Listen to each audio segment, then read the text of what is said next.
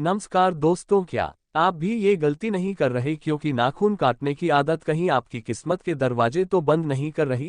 कहीं आप इस दिन नाखून तो नहीं काटते और नाखून से किसी ने आपको अपने वश में तो नहीं किया हुआ है? जी हाँ दोस्तों, हैरान मत होइए, आपके नाखून से कोई भी आपको अपने वश में कर सकता है क्योंकि तंत्र मंत्र की विद्या में नाखून और बाल वशीकरण के लिए सबसे सिद्ध माने जाते हैं। और उसको बताने से पहले है मेरे प्रभु, जो भी इस वीडियो को लाइक और चैनल को सब्सक्राइब करे उसके जिंदगी में कभी दुख न देना। दोस्तों, तो अगर आप नाखून काटते समय या गलतियां करते हैं तो आपका दुर्भाग्य आपका पीछा कभी नहीं छोड़ेगा।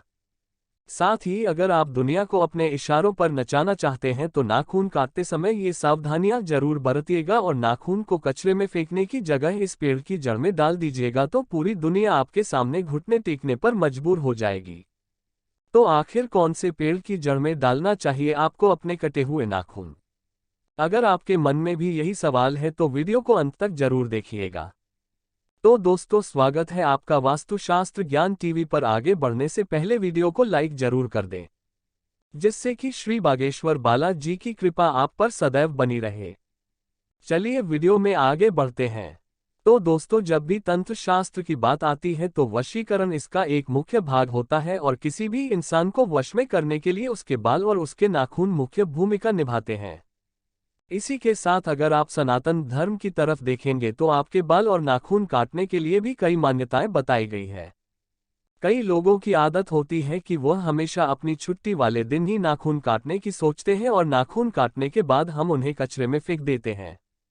हमने अक्सर अपने घर के बड़े बुजुर्गों से यह कहते हुए सुना तो है कि इस दिन नाखून नहीं काटने चाहिए, वरना तुम्हें परेशानियों का सामना करना पड़ेगा। लेकिन आज की आधुनिकता में इन विचारधाराओं को मानना हम जरूरी नहीं समझते हैं। वहीं अगर हम अपने स्वास्थ्य की दृष्टि से देखें तो शरीर की सफाई में नाखूनों की सफाई रखना बेहद जरूरी हो जाता है। अब क्योंकि हम भारतीय परंपरा से जुड़े हुए हैं, इसलिए हम छुरी और कांटे की बजाय हाथ से खाना खाते हैं। इसलिए अपने नाखूनों को साफ रखना हमें बचपन से ही सिखाया जाता है, ताकि हमारे नाखूनों में लगी हुई गंदगी हमारे पेट में ना जाए और हम बीमार ना पड़े। लेकिन अक्सर होता क्या है कि हम नाखून किस दिन काटे, इस बारे में हम अक्सर दुविधा में रहते हैं। तो सबसे पहले ये जान लेते हैं कि किस दिन नाखून काटने से क्या फल मिलता है। तो दोस्तों, एक सप्ताह में 7 दिन होते हैं, जिनमें से अगर सोमवार को हम अपने नाखून काटते हैं तो सोमवार को मन का कारक माना जाता है और हमारे मन का संबंध हमारे शरीर से होता है। तो अगर हमारा मन पवित्र रहेगा तो हमारा शरीर भी स्वस्थ रहेगा। तो अगर आप सोमवार के दिन अपने नाखून काटते हैं तो हमें अपने तमोगुण और राक्षसी बुद्धि से मुक्ति मिल जाती है। इसी के साथ मंगलवार का दिन हनुमान जी का दिन माना जाता है और यह बड़ा दिन भी होता है। इसीलिए हमारे घर के बुजुर्ग मंगलवार के दिन नाखून काटने से मना करते हैं।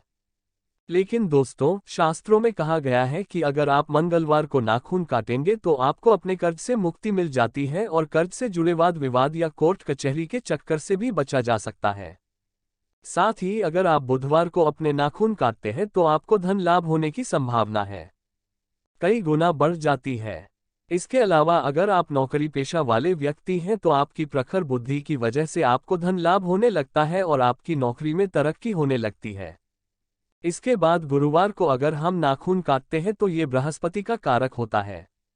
बृहस्पति आध्यात्मिक ग्रह कहे जाते हैं। तो अगर आप बृहस्पतिवार को नाखून काटते हैं तो आपको अध्यात्म की प्राप्ति होती है और आप ईश्वर की तरफ अपना मन एकाग्र कर पाते हैं। साथ ही शुक्रवार को नाखून काटने से आपके जीवन में प्रेम और कला का अनोखा संगम देखने को मिलता है। अगर आपके करीबी दोस्त या रिश्तेदार आपसे दूर रहते हैं तो अगर आप शुक्रवार को नाखून काटते हैं तो इससे उनके मिलने की संभावना भी बढ़ जाती है। इसी के साथ शनिवार का दिन शनिदेव को समर्पित किया जाता है। दोस्तों, इस दिन बड़े बुजुर्ग लोग नाखून काटने के लिए सख्त मना करते हैं और यह सही भी है, क्योंकि अगर आप शनिवार को नाखून काटते हैं तो आपका दिमाग कमजोर हो सकता है, आपको मानसिक परेशानियां आ सकती है और शनि की कुदृष्टि का सामना भी करना पड़ सकता है। इसके बाद रविवार को अक्सर सभी लोग नाखून काटना पसंद करते हैं क्योंकि इस दिन सभी की छुट्टियां होती है। लेकिन शास्त्रों के अनुसार रविवार को नाखून काटने से बचना चाहिए, क्योंकि अगर आप रविवार को नाखून काटते हैं तो आपके जीवन में बेफिजूल की बाधाएं पैदा होने लगती है और आपके बनते हुए काम बिगड़ने लगते हैं। साथ ही आपका समय भी बर्बाद होने लगता है।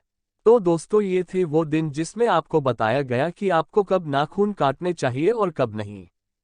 इसी के साथ यह भी सुनिए कि अगर आप नाखून काटने के बाद उन्हें यहाँ वहाँ ऐसे ही कहीं भी फेंक देते हैं या फिर कचरे में फेंक देते हैं तो इससे आपको क्या प्रभाव देखने को मिलते हैं। तो दोस्तों, कचरे में गंदगी, कूड़ा करकट और नकारात्मक ऊर्जा रहती है।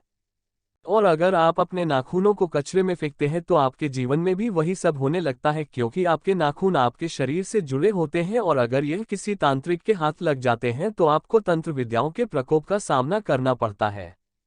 तो इसलिए गलती से भी अपने नाखूनों को यहाँ वहाँ फेंकने की गलती ना करें।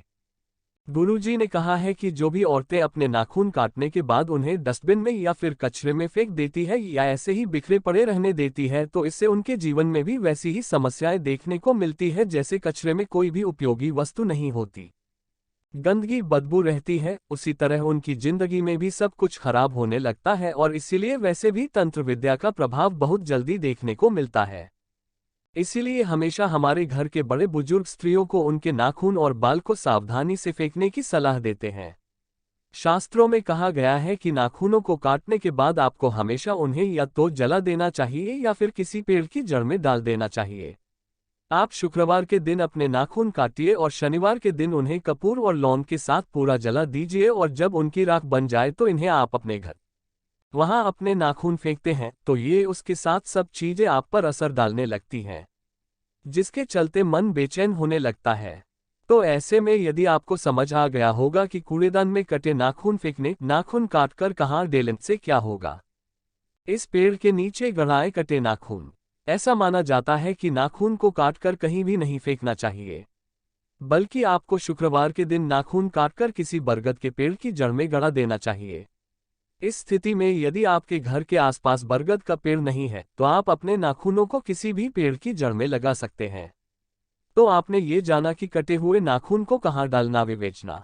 सबसे पहले हम संकट शब्द पर विचार करते हैं। शब्दकोश के अनुसार संकट शब्द का अर्थ होता है विपत्ति या खतरा। विपत्ति आपके दुर्भाग्य के कारण हो सकती है। सामूहिक विपत्ति प्रकृति द्वारा दी जा सकती है। खतरा एक मानसिक दशा है क्योंकि आपके मस्तिष्क द्वारा महसूस किया जाता है।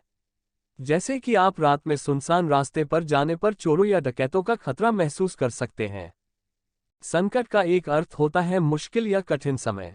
संकट शब्द का तात्पर्य है मुसीबत। संकट एक कष्टकारी स्थिति है जिसकी आशा नहीं की जाती और जिसका निदान पीड़ा, शारीरिक, मानसिक, आर्थिक अथवा सामाजिक से मुक्ति के लिए अनिवार्य है। संकट का एक उदाहरण है यूक्रेन के लोग इस समय भारी संकट में हैं। दूसरा महत्वपूर्ण वाक्यांश मन क्रम वचन है।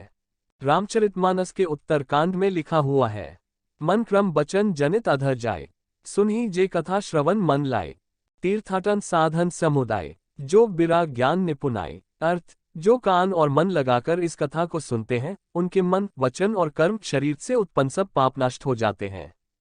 तीर्थ यात्रा आदि बहुत से साधन उपलब्ध हो जाते हैं। ऐसे लोगों को योग, वैराग्य और ज्ञान में निपुणता अपने आप प्राप्त हो जाती है। मन क्रम वचन का दूसरा उदाहरण भी रामचरितमानस से ही है। मन क्रम वचन कपट तजी जोकर भूसुर सेव, मोही समेत बिरंची शिव बस्ताके सब देव। 33। भावार्थ, मन, वचन और कर्म से और कपट छोड़कर जो भूदेव ब्राह्मणों की सेवा करता है, मुझ समेत ब्रह्मा, शिव आदि सब देवता उसके वश में हो जाते हैं। इस प्रकार स्पष्ट है कि मन क्रम वचन का अर्थ पूरी तन्मयता और एकाग्रता से कोई कार्य करना है। किसी कार्य को करते समय बाकी पूरे संसार को भूल जाना ही मन क्रम वचन से कार्य करना कहलाता है। इस प्रकार इस चौपाई में तुलसीदास जी कहना चाहते हैं कि आप सभी विपत्तियों से और सभी खतरों से बच सकते हो अगर आप हनुमान जी में अपना दिल पूरी एकाग्रता के साथ लगाएं। उनका जाप करते समय आपको बाकी सब कुछ भूल जाना चाहिए। आपका ध्यान सिर्फ और सिर्फ हनुमान जी पर ही हो। ईश्वर की भक्ति दो तरह से की जाती है, एक अंतर्भक्ति और दूसरा बहिर्भक्ति। चित्त एकाग्र कर हनुमान जी की मूर्ति के सामने बैठकर या बगैर मूर्ति के बैठकर जब हम हनुमान जी को याद करते हैं तो अंतर्भक्ति कहलाती है। इस समय आप जो जाप करते हैं उसमें आवाज आपके अंतर्मन की होती है। बहिर्भक्ति का अर्थ यह है कि आप मूर्ति के सामने बैठे हुए हैं, शांत दिख रहे हैं और यह भी बाहर से समझ में आ रहा है कि आपका ध्यान इस समय जप में ही है। इस चौपाई में अगला महत्वपूर्ण शब्द है ध्यान। ध्यान शब्द का अर्थ होता है एक ऐसी क्रिया जिसमें मन, कर्म और वाणी तीनों ही एकाग्र होकर किसी बिंदु विशेष पर केंद्रित हो जाए। ध्यान दो प्रकार का होता है, पहला योगिक ध्यान और दूसरा धार्मिक ध्यान। योगिक ध्यान का उदाहरण है योगियों द्वारा या योग क्रियाओं के समय किया जाने वाला ध्यान। इस प्रकार के ध्यान को महर्षि पतंजलि के योग सूत्र में विशेष रूप से बताया गया है।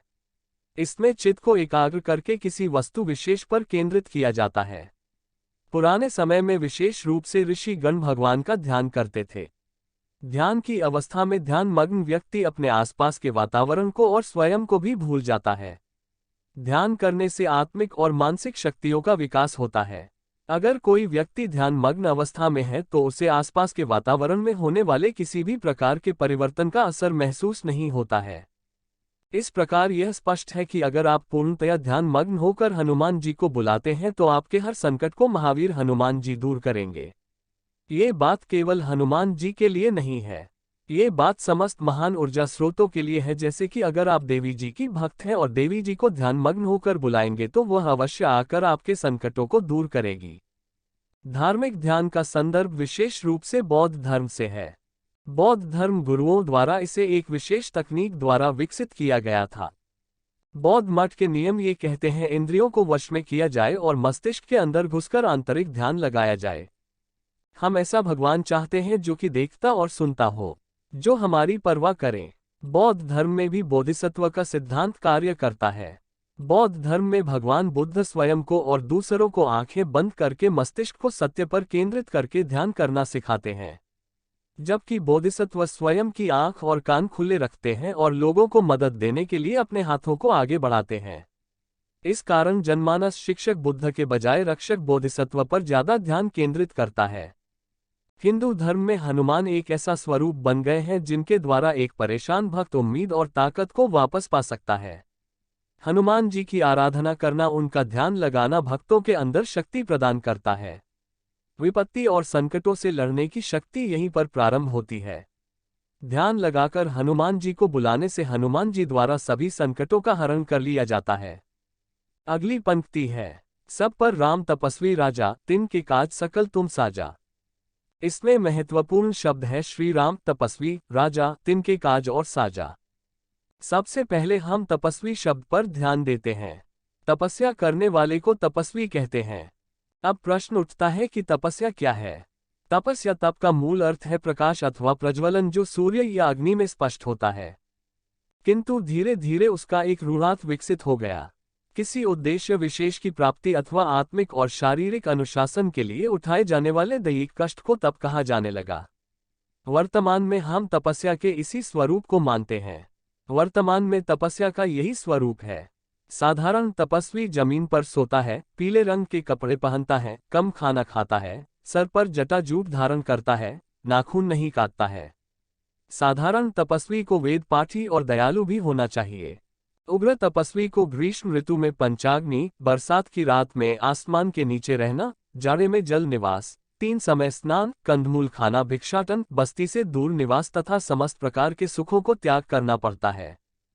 तीसरे हठयोगी होते हैं, जो कि उग्र तपस्वी की सभी क्रियाओं को करते हैं। उसके अलावा कोई एक विशेष मुद्रा में जैसे हाथ को उठाए रखना या एक पैर पर खड़े रहना आदि क्रिया भी करते हैं। मनुस्मृति कहता है कि आपका कर्म ही आपकी तपस्या है। जैसे कि अगर आपका कार्य पढ़ना है तो पढ़ना ही आपके लिए तपस्या है। अगर आप सैनिक हैं तो शत्रुओं से देश की रक्षा करना आपके लिए तपस्या है। भगवत गीता के अनुसार श्रीमद् भागवत गीता में तपस्या के बारे में बहुत अच्छी विवेचना उसके 17 अध्याय में श्लोक क्रमांक 14 से 22 तक किया गया है। इसमें उन्होंने तप के कई प्रकार बताए हैं। श्रीमद् भगवत गीता के अनुसार निष्काम कर्म ही सबसे बड़ा तप है। देवद्विजय गुरु प्रज्ञ पूजन शौचमाजवम ब्रह्मचर्य महिंसा च शारीर तप उच्चते 17.14। भावार्थ, देवता, ब्राह्मण, गुरु, यहाँ गुरु शब्द से माता, पिता, आचार्य और वृद्ध एवं अपने से जो किसी प्रकार भी बड़े हों, उन सबको समझना चाहिए। और ज्ञानी जनों का पूजन, पवित्रता, सरलता, ब्रह्मचर्य और अहिंसा ये शरीर संबंधी तप कहा जाता है। 17.14। श्रद्धया पर्या तप्तम तपस्तत्र विध नरः अफलाकांक्षिभिर्युक्ते सात्विकम परिचक्षते। 17.17। भावार्थ, फल को न चाहने वाले योगी पुरुषों द्वारा परम श्रद्धा से किए हुए उस पूर्वोक्त 3 प्रकार के तप को सात्विक कहते हैं। 17.17 श्री रामचंद्र जी वन में हैं। एक स्थान पर दूसरे स्थान पर भ्रमण कर रहे हैं। सन्यासी का वस्त्र पहने हुए हैं तथा अपने पिताजी द्वारा दिए गए आदेश का पालन कर रहे हैं। संतों की रक्षा कर रहे हैं तथा उन्हें आवश्यक सुविधाएं भी प्रदान कर रहे हैं। इस प्रकार श्री रामचंद्र जी वन में तपस्वी का सभी कार्य कर रहे हैं।